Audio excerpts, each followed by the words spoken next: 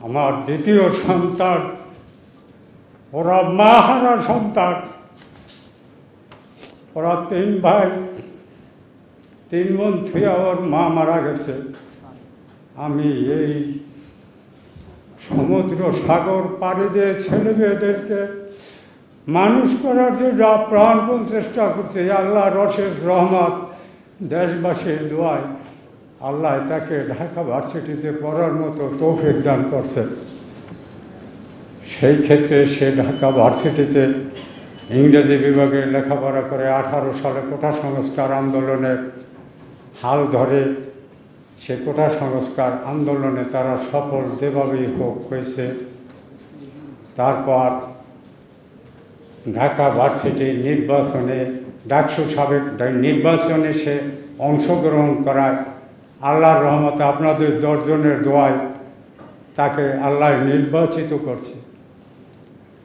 কিন্তু নির্বাচিত হওয়ার পরও সে ডাকসুতে সঠিকভাবে বসতে পারে নাই।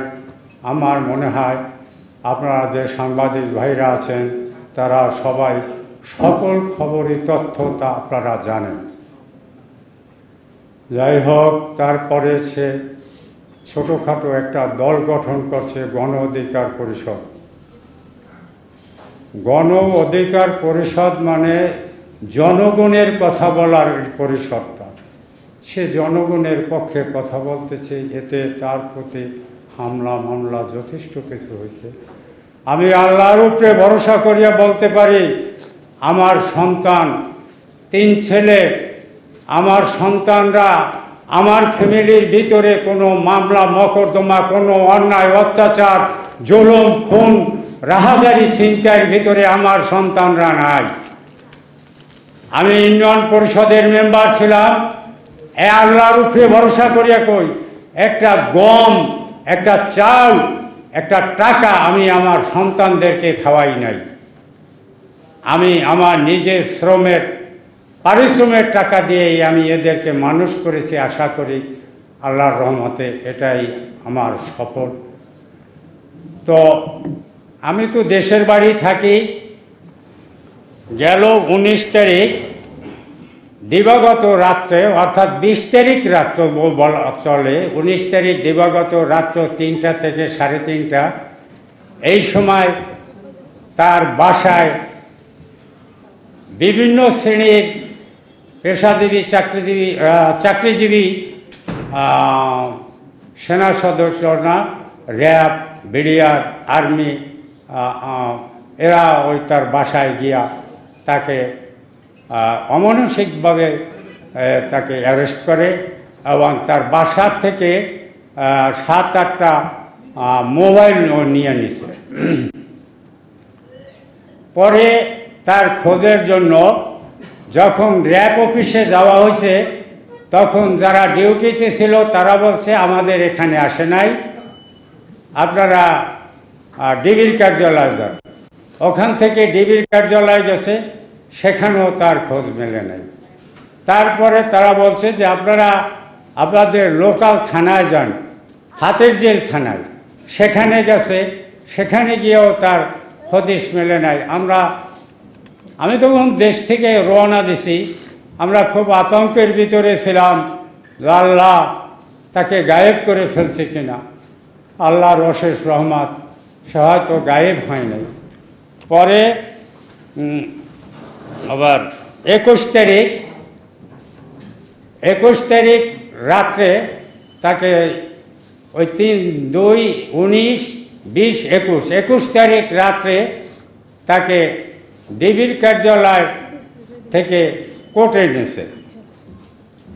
কোর্টে নেওয়ার পর ওখানে তারে 7 দিন রিমান্ড দিছে, 5 দিন রিমান্ড দিছে। আমি ঢাকাতে এসে শুনি তাকে 5 দিন রিমান্ড দিছে। 5 দিন রিমান্ডের পর গতকালকে তাকে কোর্টে উঠাইছে। উঠানোর কথা ছিল গতকালকের আগের দিনই রাত্রে। 5 দিন পূর্ণ হয় রাত 8টায়, কিন্তু ওই রাত্র দেখে উঠায় নেয় নাকি এটাও জানি না, এটা আইনজ্ঞ দ্বারা তারা বলতে পারবে। পরের দিন যখন কোর্টে উঠাইছে, আমরা তীর্থের কাকের নয় তাকে এনেছি, কখন তাকে কোঠে ওঠা। তো আমি বাপ ধৈর্য হারা হয়ে গেছি, দেখতেছি 4-5 জন পুলিশ ওরে 2 হাত ধরিয়া কোর্টে উঠাইতেছে, আনতেছে। আমি দৌড়াইয়া গিয়া ওই দরজার সামনে, কোর্টের দরজার সামনে গিয়া গায়ে হাত দিয়েছি। আমার সন্তান আমার দিকে এক নজর তাকাইয়া, আর সে আমার দিকে চাইতে পারে নাই, সে হাঁটতে পারে না, বাঁকা হইয়া পড়ে না। উঠে উঠানোর পর যে কখন তাকে বাইর করবে আর এক নজর দেখো। কোঠে ওঠানোর পর আইনজীবীর কাছে জিজ্ঞেস করলাম যে বাবা আমি কি তার সাথে কথা বলতে পারবো? তারা আমাকে আশ্বস্ত করতে পারবে, আসলে দেয় নাই। যাই হোক, কোর্ট থেকে যখন আবার বের করতেছে তখন আমি সাংবাদিক, ইউটিউব, ফেসবুক আলা যারা ছিল, পুলিশ প্রশাসনের যে লোকজন ছিল, তাদেরকে সরাইয়া আমি আমার ছেলের মাথায় গায়ে হাত দিয়া, তার এই গায়ে গেঞ্জি হাত দিয়া দেখি তার হাতটা কালো হয়ে গেছে। তার শরীর স্পর্শ করার পর স্পঞ্জের মতো অনুভব করতেছি। তার আমি পিঠের এই জায়গায় গেঞ্জিটা টানি, আমি নিজেই, পুলিশ আমাকে তখন কিছু বলে নাই, আমি ফাঁক করে দেখছি তার সর্বশরীর জর্রা জর্রা হয়ে গেছে। কেন, কি অপরাধ? রাজনীতি করাটাই কি তার অপরাধ ছিল? যদি থাকে, বাংলাদেশে যদি এরকম আইন থাকে তাহলে সকলের রাজনীতি বন্ধ করে দেব, আপত্তি নাই। কিন্তু রাজনীতি করলে ভালো মন্দ 2-1 কথা বলতেই পারে, বলে, এটা সমস্ত দলই বলে, এটা তো অপরাধ না, এটা তো রাজনৈতিক চর্চা। সেক্ষেত্রে এইভাবে অন্যায়ভাবে জুলুম করিয়া তাকে মারধর করা, তাকে নির্যাতন করা, এবং তাকে কোর্টে বলা হয়েছে, কোর্টে যখন তাকে দেখা হয়েছে তখন জজ সাহেব বলছে যে আমি তাকে দেখব। তারে যখন আবার পুনরায় রিমান্ড চেয়েছে, সে তার কাছে, জজ সাহেব তার কাছে কথাবার্তা বলছে, বলার পরে সে তাকে আর রিমান্ড দেয়নি। এখন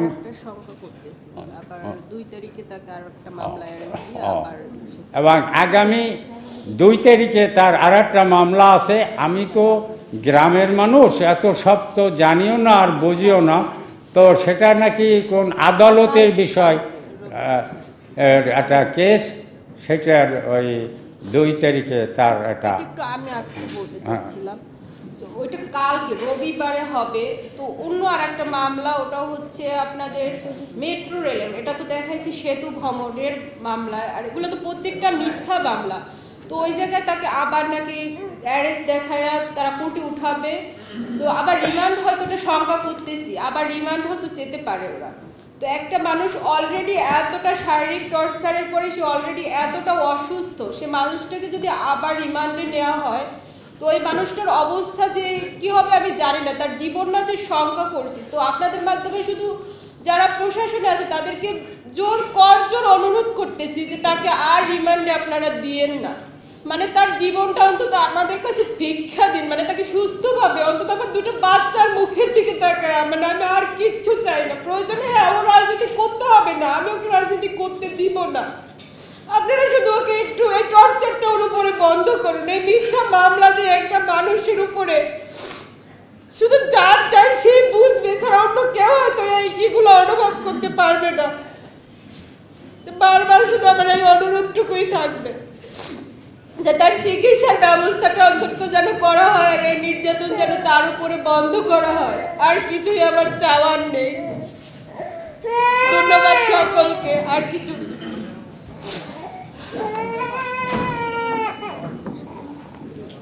সর্বোপরি আমি আপনাদের সাংবাদিক ভাইদেরকে অনুরোধ করব, আমরা যেই কথাগুলো পেশ করছি আপনারা সবাই ইনশাল্লাহ এই কথাগুলো আপনাদের পেপার পত্রিকায় এটা ছড়ায় দেন, যাতে করে দ্বিতীয়বার যেন ওকে আর রিমান্ড না দেওয়া হয়।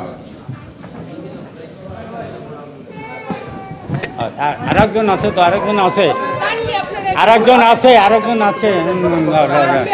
প্রশ্ন করি, মানে আপনাদের সংবাদ কাইন্ডলি যদি একটু শুনতেন আপনারা। ভাই প্লিজ একটু বসেন, আপনারা একটু বসেন প্লিজ। মিডিয়া ছিলেন যে এটা দেখেন। এই ভাই একটু সরেন না প্লিজ। এর মাধ্যমে আমি আপনাদের সংবাদ সম্মেলনটা করতে চাচ্ছিলাম। এই ভাই আপনাদেরকে বসেন, জানাতে বলেন। ছিল।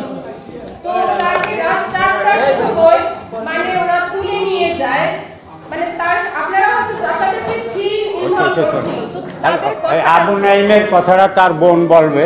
এই যে বলেন।